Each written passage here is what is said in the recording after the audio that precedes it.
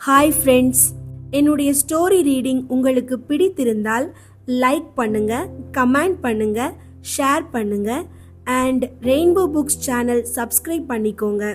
உடையார் முதல் பாகம், எபிசோட் 11. அம்மா. சீருடையாள் பஞ்சவன் மாதேவியை அழைத்தாள். பஞ்சவன் மாதேவி என்ன என்பது போல் திரும்பி பார்த்தாள். பல நாயன்மார்கள் பிரபல்யமாக இருக்க சுந்தரர் மட்டும் ஏன் உங்களுக்கு அவ்வளவு முக்கியமாக போயிற்று? சீருடையாள் கேள்வி கேட்டாள். பஞ்சவன் மாதேவிக்கு இந்த கேள்வி பிடித்திருந்தது. கெட்டிக்காரர்கள்தான் சரியான கேள்வி கேட்பார்கள். சரியான கேள்வி கேட்பவர்கள்தான் சரியாக தங்களை புரிந்து கொண்டவர்களாக இருப்பார்கள். கேள்வி கேட்க தெரியாதவர்களுக்கு பதிலையும் புரிந்து கொள்ள தெரியாது. பதிலை புரிந்து கொள்ள தெரியாது போனால் கேள்வி எழவே எழாது. எனவே கேள்வி கேட்கிறவர்களை பஞ்சவன் மாதேவி அதிகம் விரும்பினார். நல்ல கேள்வி கேட்டாய் சீருடையாள், சொல்கிறேன் கேள். சுந்தரர் ஒரு கெட்டிக்கார அந்தணர். வாழ்க்கையை நன்கு அனுபவிக்க வேண்டும் என்ற எண்ணமுடையவர். பலர் போற்ற படிக்க வேண்டும், நல்ல உத்தியோகத்தில் அமர வேண்டும், நிறைய பொற்காசுகள் சம்பாதிக்க வேண்டும், அழகனாக விளங்க வேண்டும். அடடா, எவ்வளவு அழகு என்று பெண்கள் போற்ற வேண்டும். அப்படி போற்றிய பெண்களை இவர் ஒரு கண்ணால் கவனித்து சந்தோஷப்பட வேண்டும். சபைக்கு நடுவே, அது வயதானவர்களின் சபையாக இருந்தாலும் இளையவர்கள் நிறைந்த சபையாக இருந்தாலும் தானே முன்னின்று பேச வேண்டும். தன் குரலே அங்கு எடுபடல் வேண்டும் என்ற சாதாரண உத்வேகங்கள் கொண்டவர். சுந்தரமூர்த்திக்கு அழகு இருந்தது, அறிவு இருந்தது, முன்னேறுகின்ற ஆசை இருந்தது. ஆனால் அதில் இறை நினைப்பு கலக்கவில்லை.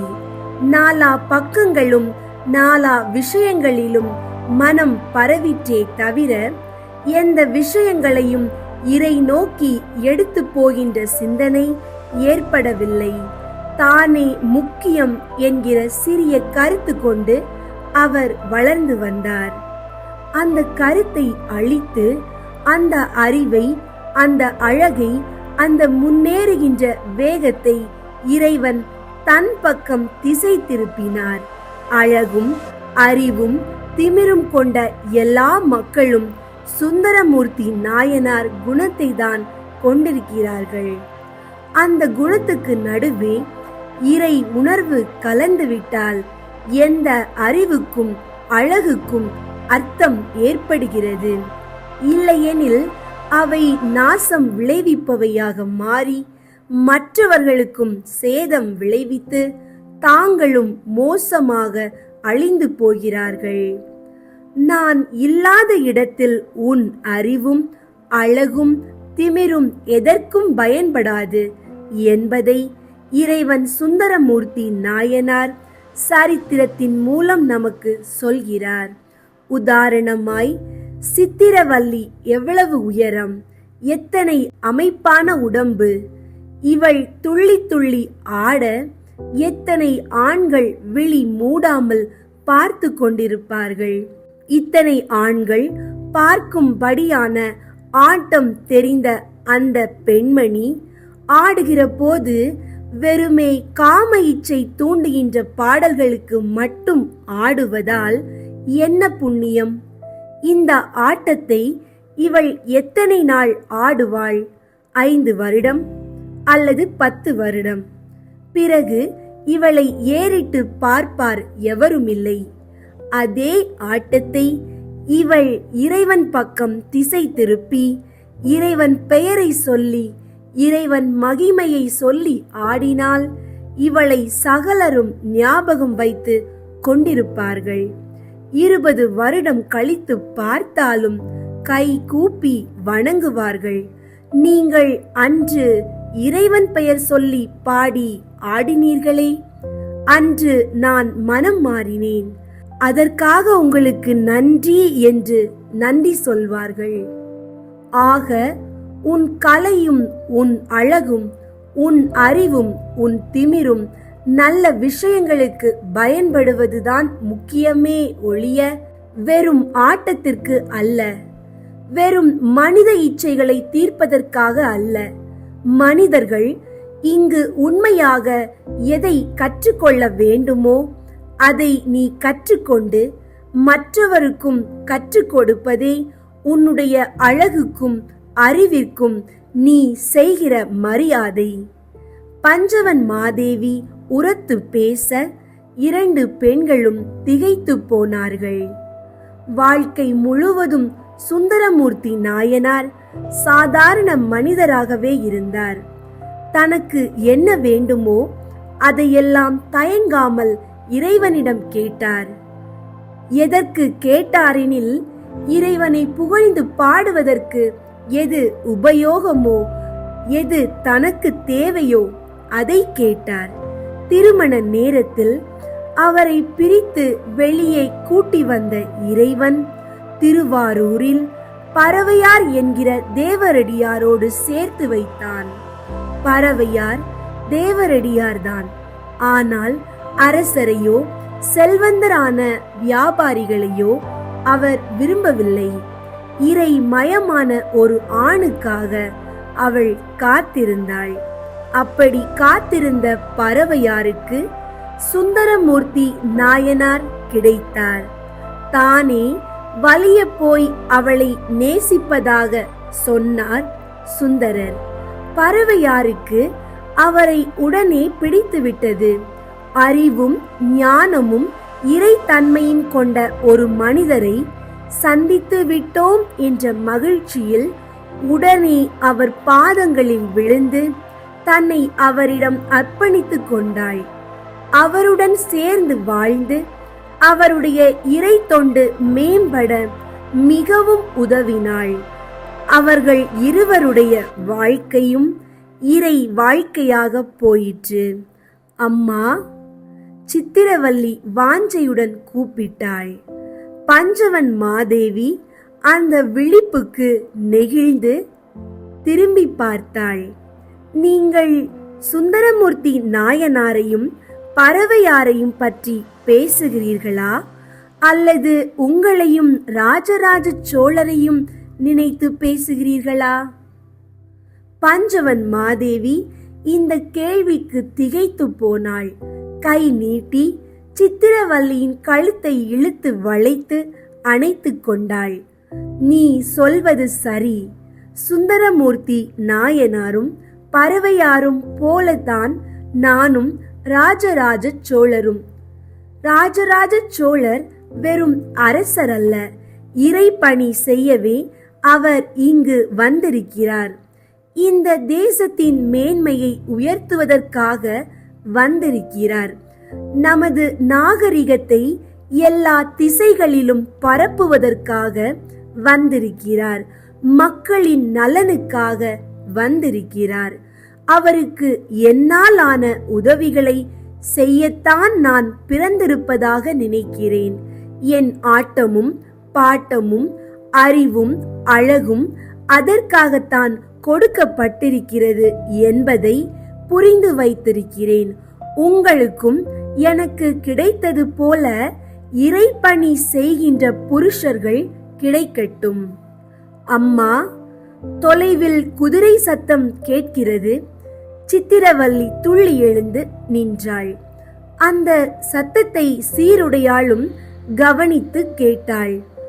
ஆமாம் அம்மா, 2 குதிரைகள் வரும் சத்தங்கள் கேட்கின்றன. 2 குதிரைகளின் சத்தங்களா? எனக்கு கேட்கவே இல்லையே. பஞ்சவன் மாதேவி காதை கூர்மையாக்கிக் கொண்டு கவனித்தார். தெளிவாக கேட்கிறது அம்மா. பழமர்நேரி பக்கம் இருந்துதான் சத்தம் வருகிறது. பஞ்சவன் மாதேவிக்கு சட்டென்று வருத்தம் பற்றி கொண்டது. சற்று வயதானாலும் புலன்கள் மழுங்க துவங்கிவிடுமோ?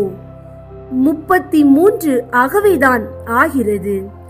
ஆனாலும் உடம்பில் லேசாக ஒரு தொய்வு தெரிகிறது. விண்ணென்று திமிரி கிடந்த உடம்பு இப்போது இல்லை. நான் இழுத்து கட்டிய வில் போல ஒரு வேகத்தோடு கூடிய செயல்கள் செய்ய முடியவில்லை. எல்லாவற்றிலும் ஒரு நிதானம், மென்மை வந்து விடுகிறது. எதுவும் லேசான சந்தேகத்திற்கு பிறகே தெளிவாகிறது. இது புலன்களின் அழிவா அல்லது மனதின் முதிர்ச்சியா? யோசித்தார். எந்த முடிவுக்கும் வராமல் அவர்கள் சொன்னதை மட்டும் வாங்கிக் கொண்டு ஆவலுடன் எழுந்து நின்றார். குதிரைகள் சத்தம் வருகிறதா என்று கூர்மையுடன் கேட்டார். இல்லை, அவருக்கு குதிரைகளின் சத்தம் கேட்கவே இல்லை. மறுபடியும் ஒரு மெல்லிய சோர்வு பஞ்சவன் மாதேவியை பற்றி கொண்டது. அவர் உப்பரிகையை தாண்டி உள்ளுக்குள் நடந்து அறைகள் கடந்து மாடிப்படியில் கீழிறங்கி முற்றம் சுற்றிய அகலமான நடைகளில் நடந்து வாசலுக்கு வந்து நின்றார். குளிர் அதிகமானது போல் ஒரு எண்ணம் வந்தது. இன்னும் சற்று இறுக்கி போர்த்திக் கொள்ள வேண்டும் என்று தோன்றியது. மெல்ல மெல்ல உன்னுடைய புலன்கள் அழிந்து வருகின்றன என்று உனக்கு புரிகிறதா? உன்னுடைய சௌந்தரியம் குறைந்து கொண்டே வருகிறது என்றும் இதற்கு அர்த்தம். எப்பொழுது உனக்கு காது கேட்கவில்லையோ, இன்னும் சற்று நாளில் உனக்கு கண் பார்வையும் மங்க தொடங்கிவிடும் அல்லவா? கண்கள் தெரியாத போது நடையும் தளருமல்லவா? நடை தளர்ந்தால் மூச்சு வேகம் மாறுமல்லவா? மூச்சு வேகம் மாறினால் ஈழையும் இளைப்பும் ஏற்படுமல்லவா? ஈழையும் இளைப்பும் ஏற்பட்டால் உடம்பில் பித்தம் ஏற்படுமல்லவா? உடம்பில் பித்தம் ஏற்பட்டால் சட்டென்று நரை பெறுவோம் அல்லவா? பிறகு உடம்பில் சுருக்கங்கள் ஏற்படும் அல்லவா? உணவு செரிமானமும் இரத்த ஓட்டமும் குறைந்து போகும் அல்லவா? இப்படி வயதான பிறகு என்ன சாதிக்கப் போகிறாய்? நீ பெண்ணாய் பிறந்ததற்கு என்ன அர்த்தம் சொல்ல போகிறாய்? மனம் அவரை கேள்வி கேட்க துவங்கியது. அவர் எந்த பதிலும் இல்லாமல் இருட்டை நோக்கி வெறுத்து பார்த்தார். அந்த பஞ்சவன் மாதேவியை ஊர் முழுவதும் கொண்டாடுவது எனக்கு புரிகிறது. அவள் தேவரடியார், அழகி, நல்ல பேச்சுக்காரி, அரசனை சரியாக இனம் கண்டுகொண்டு தன் கைக்குள்ளே போட்டுக்கொண்டவள். அவளால் பல பேர் பல உதவிகள் பெற முடியும் என்று நினைத்து அவளை சுற்றி சுற்றி வருகிறார்கள். எல்லாம் புரிகிறது.